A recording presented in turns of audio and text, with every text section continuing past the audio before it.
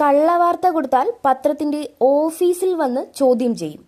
കഴിഞ്ഞ ദിവസം ബി.ജെ.പി. സംസ്ഥാന അധ്യക്ഷൻ കെ. സുരേന്ദ്രൻ മാധ്യമങ്ങളോട് തുറന്നടിച്ചത് ഇങ്ങനെയാണ്.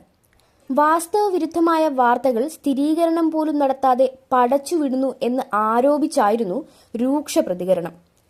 ഇരുധ്രുവങ്ങളിലെന്ന് മാധ്യമങ്ങൾ തന്നെ വിശേഷിപ്പിക്കുന്ന ശോഭാ സുരേന്ദ്രനും കെ. സുരേന്ദ്രനും വൈര്യം മറന്ന് അടുക്കുന്നു എന്ന വാർത്ത കൂടി ചൂണ്ടിക്കാട്ടിയായിരുന്നു ബി.ജെ.പി. അധ്യക്ഷന്റെ പ്രതികരണം.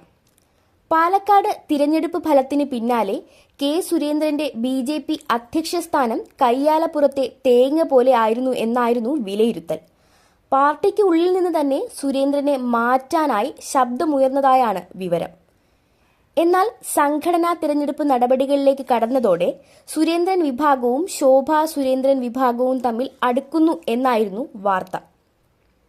കേന്ദ്രമന്ത്രി പി. മുരളീധരനും സുരേന്ദ്രനുമായി പിരിഞ്ഞതായും മുരളീധരൻ വീണ്ടും സംസ്ഥാന അധ്യക്ഷ പദവി കണ്ണുവെക്കുന്നതായും റിപ്പോർട്ടിലുണ്ട്. ഇതിന് പിന്നാലെ കയ്യിലുള്ള പദവി പോകാതിരിക്കാൻ സുരേന്ദ്രൻ പുതിയ രാഷ്ട്രീയ സമവാക്യങ്ങൾ മെനയുന്നതായും അതിന്റെ ഭാഗമായാണ് ശോഭാപക്ഷവുമായുള്ള അടുപ്പവുമെന്നും വാർത്ത സൂചിപ്പിക്കുന്നു. ബി.ജെ.പിക്ക് വലിയ സ്വാധീനമുള്ള പാലക്കാട് ഉപതെരഞ്ഞെടുപ്പ് ഫലം പുറത്തുവന്ന ശേഷമുണ്ടായ കനത്ത തിരിച്ചടിയോടെ ഇരുപക്ഷങ്ങളും തമ്മിലുള്ള പോർ കത്തിക്കയറിയിരുന്നു. പാലക്കാട് നഗരസഭയിലെ പ്രചാരണ പ്രവർത്തനങ്ങൾ നിശ്ചലമാകാൻ ശ്രമം നടന്നു. പുറത്തുനിന്നുള്ളവർ തങ്ങളുടെ വാർഡിൽ പ്രചാരണം നടത്തുന്നത് ചില കൗൺസിലർമാർ തടഞ്ഞു. അറിഞ്ഞുകൊണ്ട് വോട്ട് കുറയ്ക്കാൻ ശ്രമമുണ്ടായി. സ്ഥാനാർത്ഥി നിർണയം പാളി എന്നിങ്ങനെ നിരവധി ആരോപണ ശരങ്ങൾ ഉയരവെയാണ് ഇരുപക്ഷങ്ങൾക്കിടയിലും മഞ്ഞുരുകുന്നു എന്ന സൂചന നൽകുന്ന വാർത്ത വന്നത്.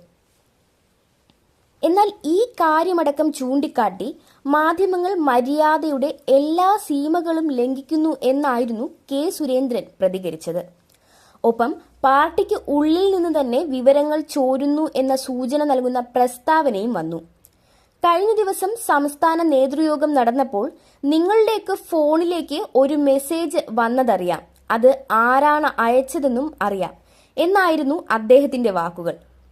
ആരെങ്കിലും എഴുതി അയക്കുന്ന സാധനം ചാനലുകളിലും പത്രത്താളുകളിലും അടിച്ചുവിടുകയാണോ?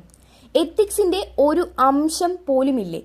നിങ്ങളെ കാണുന്നത് തന്നെ കേരള സമൂഹത്തിന് അലർജിയാണ്. നിങ്ങളെയൊക്കെ കൈകാര്യം ചെയ്യുമെന്ന് പറഞ്ഞത് ഓഫീസിൽ വന്ന് ചോദിക്കുമെന്ന് തന്നെയാണ്. കള്ളവാർത്തകൾ കൊടുത്താൽ ആ പത്രത്തിന്റെ ഓഫീസിൽ നേരെ വന്ന് ചോദിക്കും. അതിനുള്ള അവകാശം ഞങ്ങൾക്കുണ്ടെന്നും ബി.ജെ.പി. നേതാവ് പറഞ്ഞു.